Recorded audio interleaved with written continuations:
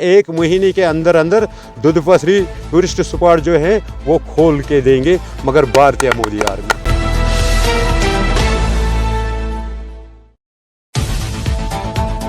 भारतीय मोदी आर्मी यानी बीएमए एक हिंदुस्तान की ऐसी संगठन है जिसके साथ लाखों कार्यकर्ता जुड़े हुए हैं। इसी तरह से अगर हम बात करें कश्मीर में भी इसका इजाफा होता जा रहा है और हर गली, हर शहर, हर गांव में आज भारतीय मोदी आर्मी के संगठन जो है इसकी आवाज गूंज रही है। इसी सिलसिले में आज जिले बड़गाम के यारिखा इलाके में आज बीएमए भारतीय मोदी आर्मी की जो पूरी टीम है आज यहाँ पे आई है और लोगों के मसले मसाइल सुन रहे हैं। इनका जो आज यहाँ डिस्ट्रिक्ट बड़गाम में डिस्ट्रिक्ट प्रेसिडेंट जनाब गुलजार साहब है और इसके साथ साथ वाइस प्रेसिडेंट जो भारतीय मोदी आर्मी डिस्ट्रिक्ट बड़गाम के अब्दुल हमीद वानी के समेत जनरल सेक्रेटरी मुदस्सिर अहमद जो यहाँ जनरल सेक्रेटरी के फराइज अंजाम दे रहे हैं। भारतीय मोदी आर्मी जो है हर घर की आवाज है और आज ये हर इलाके में इसकी आवाज जो है गूंज रही है। मजीद हमारे साथ यहाँ गुलजार साहब है। आज इन्होंने यारिखा का दौरा किया और यहाँ पे वन डे वर्कर्स जो मीटिंग है वो यहाँ पे रखी गई थी। मीटिंग का क्या मकसद था हम गुलजार साहब की जुबानी जानने की कोशिश करेंगे। गुलजार साहब आपका वेलकम करते हैं। बिस्मिल्लाहिर्रहमानिर्रहीम, अस्सलाम वालेकुम। जिस तरह से बीएमए हर इलाके में आज जाते हैं तो क्या मैसेज है आज आप लोग यारिखा बड़गाम में आए हैं? देखिए, हम यारिखा बड़गाम में आए। ये डिस्ट्रिक्ट बड़गाम का एक फार फ्लंग एरिया है और हम यहाँ आए हैं लोगों के मुश्किलात सुनने के लिए, क्योंकि बीएमए जो है भारतीय मोदी आर्मी ये गरीबों की एक आवाज़ है। इन लोगों को सभी मतलब जितने भी पॉलिटिकल मिनिस्टर आए हैं या कोई भी पार्टी आए हैं, कोई भी एमएलए आए हैं, सब ने वोट लेके इनको इग्नोर किया है। लिहाजा भारतीय मोदी आर्मी अब यहाँ JNK में आई है और इंशाल्लाह ये गरीबों की एक आवाज़ है। हम इनकी आवाज़ बन के पार्लियामेंट तक जाएंगे, इनकी आवाज़ बन के किसी भी अदारे में जाएंगे। लिहाजा इनकी जो यहाँ बड़ी मतलब डिमांड रही है वो रही है जो दुधपथरी है, दुधपथरी जो टूरिस्ट स्पॉट है कि उसको खोल दिया जाए। इंशाअल्लाह हम ये बात मरकज़ तक मोदी साहब तक पहुँचाएँगे, चाहे कुछ भी करना पड़ेगा। और इनसे मैंने वादा किया है कि इंशाअल्लाह खुदा की मदद, ये उसके नोटिस में पहले भी आया है, लेकिन जब हम इंटरफेयर इसमें करेंगे तो इनसे मैंने वादा किया कि एक महीने के अंदर अंदर दुधपथरी टूरिस्ट स्पॉट जो है वो खोल के देंगे, मगर भारतीय मोदी आर्मी।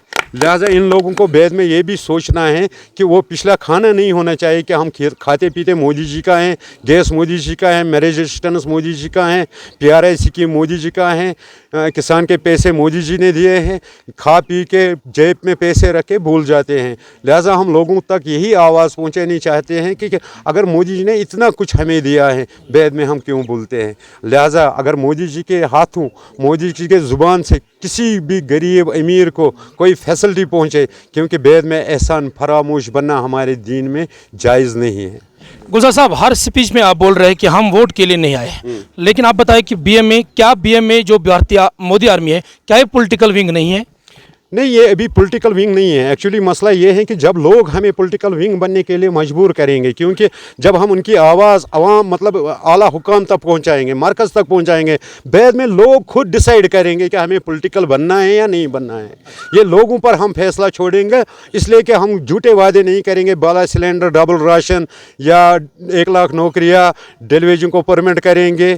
ये जब हम कुछ कहते हैं, भारतीय मोदी आर्मी जब कुछ कहती हैं तो इंशाल्लाह करके देंगे। जब हम करके देंगे फिर लोग खुद डिसाइड करेंगे हमें पॉलिटिकल बनना है या नहीं बनना है। हिंदुस्तानी है, हिंदुस्तान हमारा है, हम हिंदुस्तानी है, हिंदुस्तान हमारा है। और हमारा बड़ा मकसद ये है, देखिए कि आज तक किसी भी MLA ने या हमारे वज़ीर आला ने ये बात नहीं कही कि अगर ये टूरिस्ट स्पॉट में लाखों लोग जुड़े हैं, लाखों लोगों के परिवार जुड़े हैं कि इनको खोल दिया जाए।